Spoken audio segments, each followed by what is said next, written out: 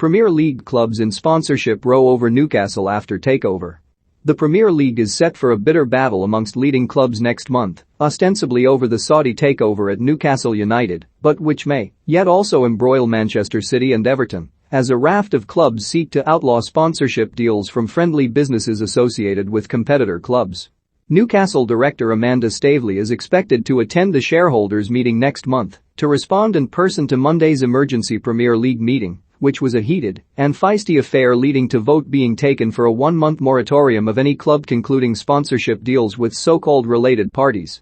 Monday's meeting was called to discuss the Newcastle takeover by the Saudi Sovereign Wealth Fund, the Public Investment Fund, and the vote on the moratorium was proposed by Crystal Palace owner Steve Parish. It was seemingly sparked by the fear that Newcastle will immediately announce huge sponsorship deals with Saudi-backed companies and threaten other clubs. 18 clubs backed the move, with Manchester City abstaining and Newcastle voting against.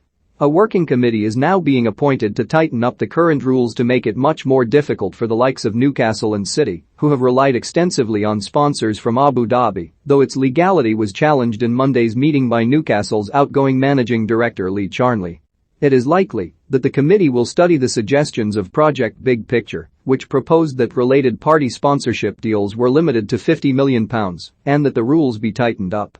It has been suggested by sources close to the talks that the Premier League will establish a permanent independent body to assess fair value for all new deals to prevent Newcastle claiming their shirt sponsors, currently estimated to be worth £5 million a year, is suddenly worth £25 million.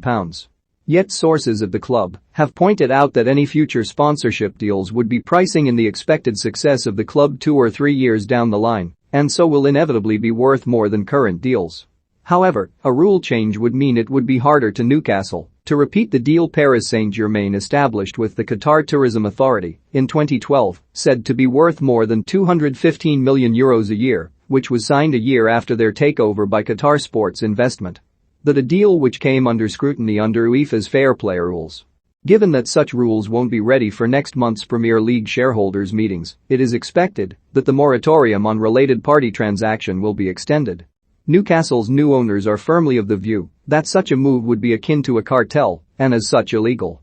Charnley read out a statement making that case at Monday's meeting, which prompted Parish to speak up on the issue and propose a vote.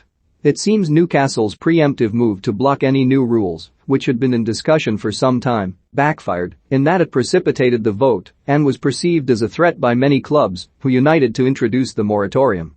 The new Newcastle owners believe that the majority of clubs will come round to the view that Saudi investment in Newcastle will boost the Premier League's value.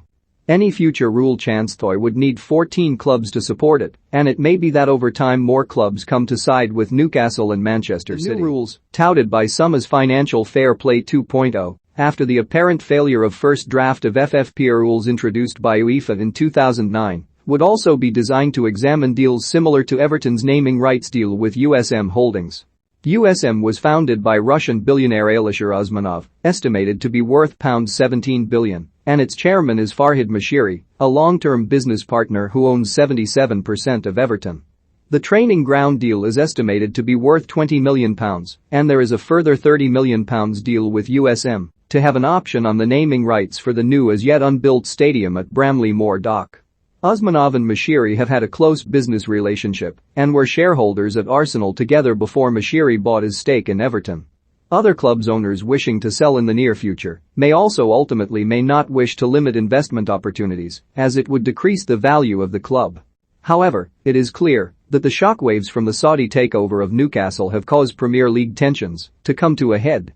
There is fierce criticism from some clubs over what is perceived as lack of leadership from Premier League.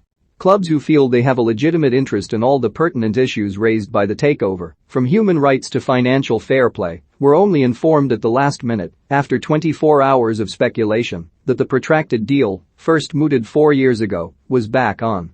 Leeds managing director Angus Kinnear used the club's match programme to voice his concerns over financial rules among the Premier League sides. He wrote, simultaneously, there is an opportunity for all clubs to participate in a long overdue review of the rules that ensure the financial and commercial fair play that are central to keeping our league competitive and attractive. After the bitter schisms within the league caused by Project Big Picture, and the European Super League we have at least an issue which unites at least 18 clubs.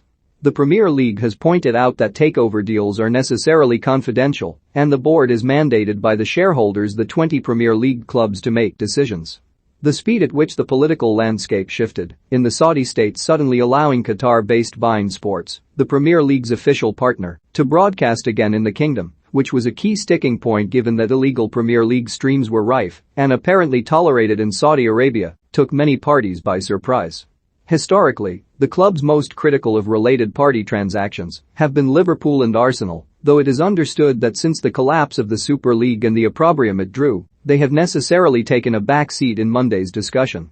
The Premier League itself is still pursuing a financial fair play case against Manchester City.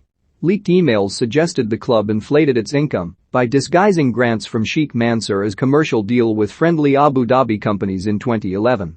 Manchester City have denied they broke the rules, and the Court of Arbitration for Sport overturned a 2-year ban from the Champions League competitions imposed on City by UEFA's club financial control body, ruling that the allegation could not be satisfactorily proven or were time barred.